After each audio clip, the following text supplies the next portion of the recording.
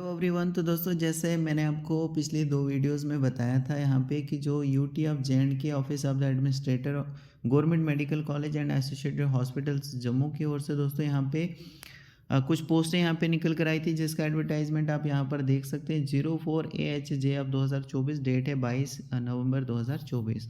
तो इसके इस एडवर्टाइजमेंट के थ्रू यहाँ पर कई सारी पोस्टें इनकी ओर से निकल कर आई हैं। और यहाँ पे दोस्तों जो पोस्टें निकल कर आई है, इसके लिए जो जम्मू डिवीज़न से कैंडिडेट्स हैं वो एलिजिबल होंगे यहाँ पे अप्लाई करने के लिए। जो भी एलिजिबल कैंडिडेट्स हैं जम्मू डिवीज़न के, वो यहाँ पे अप्लाई कर सकते हैं अगर वो यहाँ पर जो भी एलिजिबिलिटी क्राइटेरिया मतलब रखा गया है उसको अगर आप फुलफ़िल करते हैं। ठीक है, तो यहाँ पे डिफरेंट पोस्टें हैं और अलग अलग यहाँ पे उसी के रिलेटेड में यहाँ पे क्वालिफ़िकेशन एक्सपीरियंस वगैरह मांगा गया है, जो कि मैंने पिछली वीडियोज़ में भी आपके साथ शेयर किया हुआ है। यहाँ पर भी आप देखना चाहते हैं तो इसको देख सकते हैं। अब कई सारी ऐसी पोस्टें हैं जिसके लिए यहाँ पे किसी भी तरह का एक्सपीरियंस रिक्वायर्ड नहीं रखा गया है। ओनली यहाँ पर अगर आपकी क्वालिफ़िकेशन है तो उस बेसिस पर दोस्तों आप यहाँ पर अप्लाई कर सकते हैं। ठीक है, थोड़ा सा नीचे स्क्रॉल करें। नीचे स्क्रॉल होने के बाद दोस्तों यहाँ पे सबसे ज़्यादा जो पोस्टें निकल कर आई हैं वो यहाँ पे निकल कर आई हैं दोस्तों FMPHW की। FMPHW की यहाँ पे ज़्यादा पोस्टें निकल कर आई हैं। बाकी थोड़ी सी कम पोस्ट हैं, लेकिन अगर आपकी एलिजिबिलिटी आती है, मतलब आपने आपकी क्वालिफ़िकेशन इसमें फ़िट बैठती है, तो आप अप्लाई ज़रूर कर लीजिए। चाहे कम ही पोस्ट हैं, वो आपको सोचना नहीं है कि इसमें कम पोस्ट हैं। आपको ये सोचना है कि अगर एक पोस्ट निकल कर आई है तो आपको ये सोचना है कि ये जो एक पोस्ट है इसके लिए मेरा ही इंतज़ार हो रहा है कब वहाँ पर हम पहुँचें और ये पोस्ट हमको मिले। ठीक है, ये सोच के आपको यहाँ पे फॉर्म फिल करना है। अगर ये सोचोगे कि कम पोस्ट हैं, फिर तो आप यहाँ पर फॉर्म फिल ही नहीं कर पाओगे। खैर, ये तो अलग बात है दोस्तों। यहाँ पे देखिए, ANM FMPHW की 52 पोस्ट हैं। लेवल 2 के हिसाब से सैलरी मिल रही है 19,900 से लेकर 63,200 तक यहाँ पे सैलरी आपकी जा सकती है। तो मतलब यहाँ पे कहने का मतलब एक 35 से 40 हज़ार के करीब करीब अगर आपको यहाँ पे मंथली मिलेगा तो एक अच्छी खासी सैलरी मैं यहाँ पे मानता हूँ। और रिक्वायर्ड क्या रहेगा यहाँ पे, FMPHW डिप्लोमा, FMPHW का, MMPHW का या फिर ANM का आपने किया होना चाहिए। साथ में 3 साल का एक्सपीरियंस यहाँ पे मांगा है। तो अगर आपके पास 2 साल का एक्सपीरियंस है तो आप यहाँ पर अप्लाई नहीं कर सकते हो। 2.5 साल का एक्सपीरियंस है तो भी यहाँ पे अप्लाई नहीं कर सकते। अगर 3 साल का आपने यहाँ पे डिप्लोमा भी करके रखा है और एक्सपीरियंस भी आपको काम करने का है 3 साल का, तो आप यहाँ पर इस पोस्ट के लिए अप्लाई कर सकते हैं। पोस्टें अच्छी खासी हैं, यहाँ पर 52 पोस्टें निकल कर आई हैं। लेकिन जो फ्रेशर कैंडिडेट हैं, जिन्होंने FMPHW, MMPHW या फिर ANM कोर्स करके रखा है लेकिन उसके बाद कोई एक्सपीरियंस नहीं है, या फिर एक्सपीरियंस है तो 1-1.5 साल 2 साल का है, तो वो यहाँ पे डाइस की पोस्ट के लिए अप्लाई कर सकते हैं। एक तो यहाँ पे फ्रेशर अप्लाई करेंगे सारे, और अगर आपका एक्सपीरियंस है तो हो सकता है यहाँ पे आपको प्रेफरेंस मिले, प्रेफरेंस आपको यहाँ पे ज़्यादा मिले क्योंकि आपके पास एक्सपीरियंस भी होगा। तो अगर आपके पास एक्सपीरियंस है तो FMPHW, MMPHW या फिर ANM आपने करके रखा है, उसके बाद अगर आपका एक्सपीरियंस भी है तो अपने डिप्लोमा की सर्टिफिकेट है ना, उसके साथ एक्सपीरियंस भी आप अटैच कर लीजिए। ठीक है, सैलरी सेम मिलने वाली है। ANM FMPHW की जो पोस्ट है इसमें भी लेवल 2 के हिसाब से सैलरी मिलेगी। डाइस की पोस्ट के लिए भी यहाँ पे सैलरी लेवल 2 के हिसाब से ही आपको मिलेगी, लेकिन थोड़ी सी पोस्ट यहाँ पे डाइस की पोस्ट के लिए कम है। लेकिन जैसे मैंने आपको बताया कि आपको ये नहीं सोचना है कि कम पोस्ट है। अगर ये सोचोगे फिर आप अप्लाई नहीं कर पाओगे। आपको ये सोचना है कि कम पोस्ट हैं लेकिन इनमें से एक पोस्ट मेरे लिए भी है, क्योंकि आपको तो एक ही पोस्ट चाहिए ना। तो ये सोच के आपको यहाँ पे अप्लाई करना है।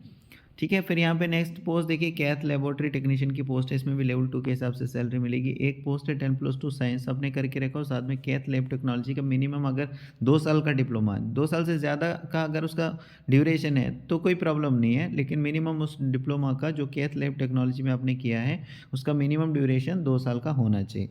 और इसके लिए भी यहाँ पे कोई भी यहाँ पे एक्सपीरियंस नहीं मांगा है, लेकिन कैथ लैब टेक्नोलॉजी का आपने डिप्लोमा करके रखा होना चाहिए। दूसरा दोस्तों, यहाँ पे जो डाउट आया था कि भाई जो एप्लीकेशन है वो हमने हैंड खुद से लिखना है या फिर टाइप कराना है। तो देखो यहाँ पे application as per prescribe format typed, तो टाइप्ड आपको यहाँ पे जो है फॉर्म कराना है। Should be deposited to registered post से या स्पीड पोस्ट से, या फिर खुद से वहाँ पे जाकर आप 10 दिसंबर 2024 तक अपना फॉर्म जो है यहाँ पे सबमिट करा सकते हैं। स्पीड पोस्ट कर रहे हो तो कुछ दिन पहले यहाँ पे आप भेज दीजिए। अगर आप खुद से जा रहे हो तो 10/12/2024 को भी अपना फॉर्म यहाँ पे डिपॉजिट कर सकते हो, आप जमा करा सकते हो। ठीक है, कहाँ पे कराना है डिपॉजिट आपको? In the office of the personal officer associated hospitals of government medical college Jammu. यहाँ पे आपको अपना फॉर्म वगैरह डिपॉजिट करना है या फिर स्पीड पोस्ट या रजिस्टर पोस्ट आपको कर देना है। जैसे मैंने आपको बताया कि स्पीड पोस्ट या रजिस्टर पोस्ट से अगर आप कर रहे हो तो कुछ दिन पहले ही कर लीजिए, 2-3 दिन पहले ही दोस्तों कर लीजिए, ताकि ये टाइमली पहुंच सके। अगर 10 दिसंबर तक आपका फॉर्म नहीं पहुंचता है वहाँ पे तो वो एक्सेप्ट नहीं किया जाएगा। डॉक्यूमेंट्स कौन कौन से अटैच करने हैं आपको फॉर्म के साथ? डेट ऑफ बर्थ की सर्टिफिकेट, क्वालिफिकेशन सर्टिफिकेट जैसे 10वीं की सर्टिफिकेट, 12वीं की सर्टिफिकेट, और बाकी जो आपने कोर्स वगैरह करके रखा होगा, जैसे एएनएम आपने करके रखा होगा वो सर्टिफिकेट, या फिर दोस्तों आपने एमएमपीएचडब्ल्यू करके रखा है तो वो सर्टिफिकेट, एफएमपीएचडब्ल्यू करके रखा है तो वो सर्टिफिकेट। तो ये आपका टेक्निकल में आता है, तो ये आपको अटैच करना है। उसके बाद दोस्तों कैटेगरी अगर आपके पास है वो अटैच करोगे। Registration certificate from जे&के paramedical council वो आपको अटैच करनी है। डोमिसाइल सर्टिफिकेट और एक्सपीरियंस आपका जो भी है, जैसे मैंने आपको बताया कि अगर डाइस की पोस्ट के लिए आप अप्लाई कर रहे हो तो अगर आपका 1 साल का एक्सपीरियंस है, 1.5 साल का या 2 साल का एक्सपीरियंस है, आप अटैच कर सकते हो। ऐसा ऐसा मत कीजिएगा कि यहाँ पर सिर्फ एमपीएचडब्ल्यू आपसे मांगा है तो आप एक्सपीरियंस होते हुए भी अटैच नहीं करोगे। अगर आपके पास 6 साल का भी 6 महीने का भी है तो भी आप अटैच कर लीजिए, आपको उससे कोई फ़र्क नहीं पड़ने वाला है दोस्तों। हो सकता है आगे चलकर आपको प्रेफरेंस दिया जाए और आपको ये पोस्ट मिल जाए। आप देखो नीचे बताया गया है कि जो फॉर्म को सबमिट करने के टाइम पर आपकी जो एज है 63 ईयर्स तक आती है अगर, तो अप्लाई कर सकते हो, कोई प्रॉब्लम नहीं है।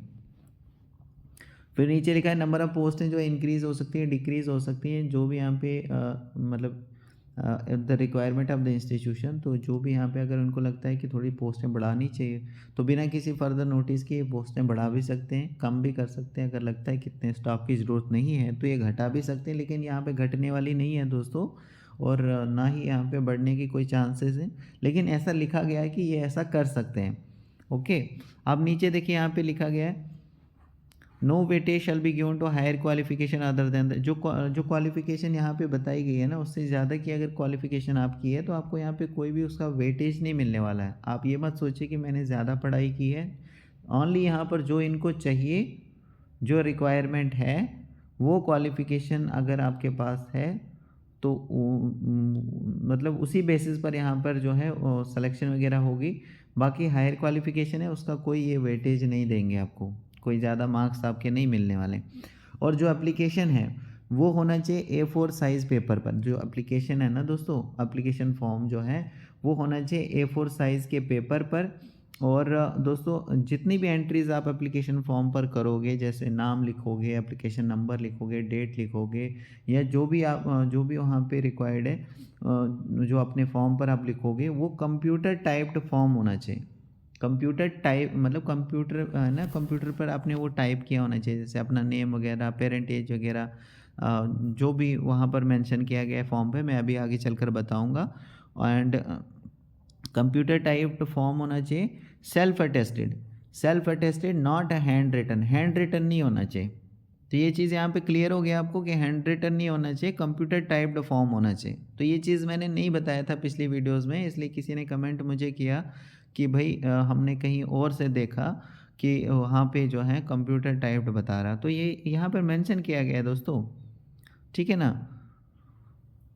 और अगर यहाँ पे आपका फॉर्म अगर इनकम्प्लीट इनको पाया जाता है तो ये यहाँ पे उसको रिजेक्ट कर देंगे, और एप्लीकेशन फॉर्म बिना registration certificate from जे&के paramedical council जो है इसके बिना यहाँ पर एप्लीकेशन फॉर्म को रिजेक्ट कर देंगे ये। और कोई भी गलत जानकारी अगर आप दोगे तो उसके खिलाफ़ भी यहाँ पर एक्शन लिया जाएगा।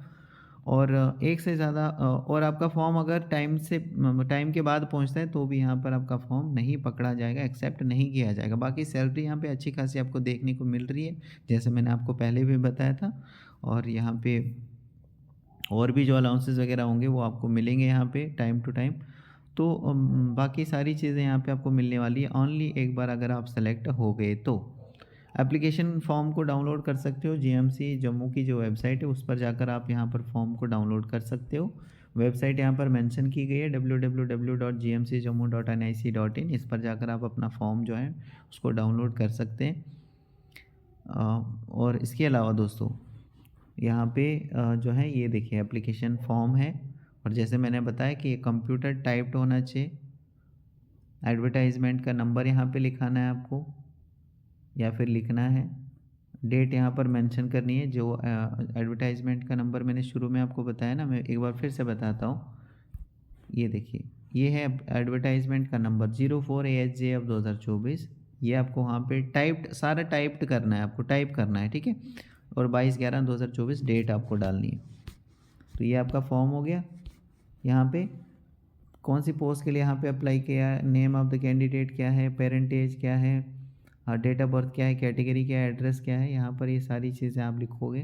कंप्यूटर टाइप करना है A4 साइज़ पेपर पर, जो इन्होंने लिखा है वैसे ही आप यहाँ पर कीजिएगा। और जब आप वहाँ पर जाओगे ना, जो भी आपके पास में कोई भी कंप्यूटर सेंटर होगा, जब आप वहाँ पर बताओगे, उनको ये सारी चीज़ें पता होती हैं। तो वहाँ पे आपको जाना है और बताना है कि जो अभी पोस्टें GMC जम्मू में जो पोस्टें अभी निकली हैं, वो फॉर्म हमने सेंड करना है या जमा कराना है। तो वो हैंड रिटन होना चाहिए, A4 साइज़ पेपर पर हमें बताया गया है, मतलब टाइप्ड होना चाहिए। तो वो बाकी सारी चीज़ें आपको वहाँ पर वो हेल्प जो है वो मिल जाएगी। आपको टेंशन लेने की कोई ज़रूरत नहीं है, क्योंकि उनके पास एक नहीं कई सारे कैंडिडेट्स आते हैं फॉर्म फिल करने के लिए, तो उनको ये सारी चीज़ें पता होती हैं। तो यहाँ पे देखिए, यहाँ पे स्पेस बताया गया है फ़ोटोग्राफ का, और बाकी यहाँ पे फिर यहाँ पे आपको डिटेल ऑफ क्वालिफ़िकेशन बताई गई है। ये मतलब ये फॉर्म है आपका। फिर टेक्निकल क्वालिफ़िकेशन में जैसे आपने A&M कोर्स करके रखा है, GNM करके रखा है, या MMPHW कोर्स करके रखा है, कौन कौन से सर्टिफिकेट्स आपने यहाँ पे फॉर्म के साथ अटैच किए हैं, रजिस्ट्रेशन सर्टिफिकेट, डिप्लोमा आपने पास कब किया है, डिप्लोमा या डिग्री जो भी आपने की है वो पास कब की है, अपनी डेट ऑफ कंप्लीशन क्या है। तो इस तरीके से ये आपका फॉर्म कंप्लीट हो जाता है। एक सिग्नेचर यहाँ पे जो है करना है, सिग्नेचर ऑफ द एप्लीकेंट यहाँ पे होना चाहिए। तो इस तरीके से ये जो फॉर्म है आपका कंप्लीट हो जाता है। तो इसके साथ जो है ना, फॉर्म के साथ आपको डॉक्यूमेंट अटैच करने हैं। जैसे मैंने आपको बताया ना कौन कौन से डॉक्यूमेंट अटैच करने, वो सारे डॉक्यूमेंट आपको अटैच करने हैं, और खुद से जाकर या फिर स्पीड पोस्ट या फिर रजिस्टर पोस्ट आप दिए गए एड्रेस पर सेंड कर सकते हो अपना फॉर्म। ओके। सो होप करता हूँ आप क्लियर हो चुका होगा। जो जो यहाँ पर मेंशन किया गया है मैंने आपको बता दिया है। So thank you very much.